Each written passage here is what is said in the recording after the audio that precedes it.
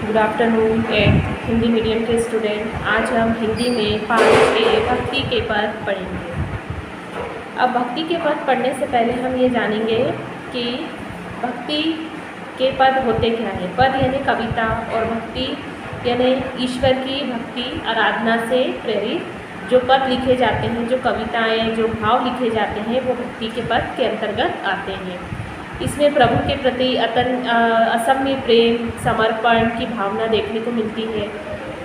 भक्ति की भावना का विकास होता है। इसे पढ़ने से मन में भक्ति भाव के विचार उत्पन्न होते हैं। इस पाठ में भी हम भक्ति भावना के बारे में 4 पद पढ़ेंगे जो अलग अलग लिखे गए हैं। और किसने लिखे हैं? सूरदास, आपने सुना होगा नाम, सूरदास, तुलसीदास और रैदास और मीराबाई।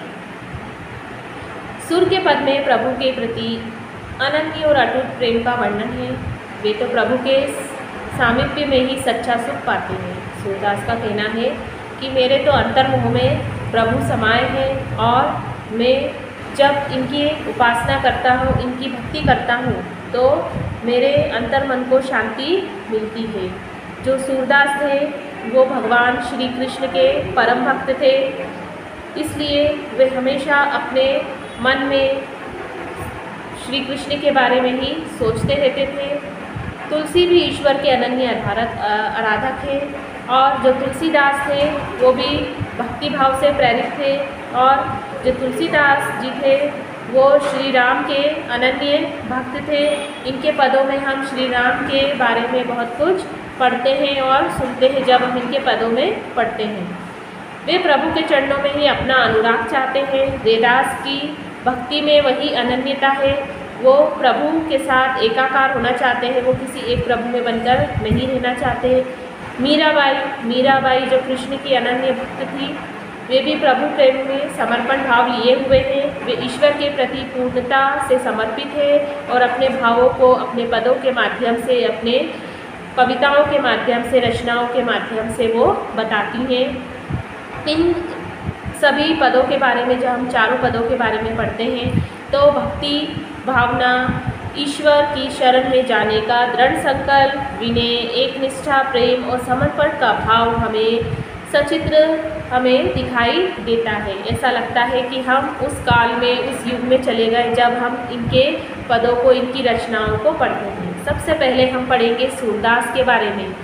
मेरो मन अनंत कहा सुख पावे, जैसे उड़ी जहाज को पंछी, फिरी जहाज पर आवे, कमल नैन को छाड़ी, महतम और देव को ध्यावे, परम गंग को छाड़ी, प्यासो दुर्मति कूप खनावे, जीही मधुकर अम्बुज रस चाखियो, क्यों करेल फल भावे, सूरदास प्रभु काम धेनु तजी छेरी कोन भावे। अब यहाँ पर सूरदास जी कवि कहते हैं कि मेरे तो पद में, मतलब मेरे भाव में, सूरदास जी क्या कहते हैं कि मेरे अंतर मन में भगवान श्री कृष्ण के प्रति अनन्य क्या है, अटूट प्रेम भाव व्याप्त है। और वे कहते हैं कि भगवान श्री कृष्ण के अतिरिक्त इस संसार में मेरे मन को और कहाँ सुख और विश्राम मिल सकता है। जैसे उड़ी जहाज को पंछी, अर्थात जैसे जहाज पर बैठा पंछी कितना भी आगे उड़ जाए, पूरे समुद्र के बीच केवल जहाज ही उसका आधार होता है और वो आकर उसी विशाल जहाज पर आकर बैठता है, वही उसका आधार है। ठीक वैसा मेरा मन भले कितना भी कहीं भी चला जाए, लेकिन पूरा सुख और विश्राम तो मुझे प्रभु श्री कृष्ण की आराधना और भक्ति से ही मिलता है। ऐसा सुख और कहाँ। कमल नयन को छाड़ी महता, कमल के समान सुंदर नयन वाले श्री कृष्ण का त्याग कर मैं देव को ध्यावे और पूरा देवता की भक्ति में नहीं कर सकता। सिर्फ किसकी भक्ति करना चाहता हूँ? श्री कृष्ण की। परम गंग को छाड़ी प्यासो, परम पावन गंगा नदी को छोड़कर कोई प्यासा व्यक्ति कुआं खोदकर उसका जल, दुर्मति कूप खनावे, उसका जल पीने में व्यर्थ परिश्रम करता है। तो किसका जल पीने से? गंगा नदी का जल पीने से प्यासा व्यक्ति क्या करता है? कुआं खोदकर पानी निकालता है, परिश्रम करता है, तो उसे दुर्बुद्धि ही कहा जाएगा। उस बुद्धि वाला व्यक्ति नहीं होगा जो गंगा नदी को छोड़कर कुआं खोदकर अपनी प्यास बुझाता है। जी ही मधुकर अम्बुज रस चाखियो। जी ही मधुकर, जिसने आम के मीठे रस का आस्वादन किया है वह नीम के कड़वे फल का स्वाद नहीं लेना चाहेगा। जो व्यक्ति अपनी जिह्वा पर, अपनी जीभ पर आम का रस चख चुका है वो व्यक्ति क्या नहीं खाएगा? कड़वे नीम का फल, नीम के फल का स्वाद वो नहीं ले पाएगा। अंत में सूरदास जी कवि यहाँ पर क्या कहते हैं? प्रभु कामधेनु तजी छेरी कौन दुहाहे। श्री कृष्ण रूपी कामधेनु का त्याग कर मैं बकरी का दूध दोहन नहीं करूँगा। कामधेनु किसे कहा है? जो गाय होती है उसे कामधेनु कहा गया है। तो श्री कृष्ण रूपी कामधेनु का त्याग कर मैं बकरी का दूध दोहन नहीं करूँगा, अर्थात अन्य किसी देव या ईश्वर की मिथ्या भक्ति, झूठी आराधना नहीं करूँगा। मेरे तो अंतर मन में कौन समाये हैं? श्री कृष्ण समाये हैं और मैं इनकी ही भक्ति करूँगा। इसी से मुझे सुख मिलता है और विश्राम मिलता है। तो अभी तक हमने जो पद पढ़ा वो किसके बारे में था? सूरदास के बारे में था। और सूरदास जी किसकी भक्ति से भाव अपने प्रकट कर रहे हैं? श्री कृष्ण की भक्ति के बारे में बता रहे हैं। अगला जो पद है वो किसका है? तुलसीदास जी। और तुलसीदास जी किसके अनंत भक्त थे? श्री राम के।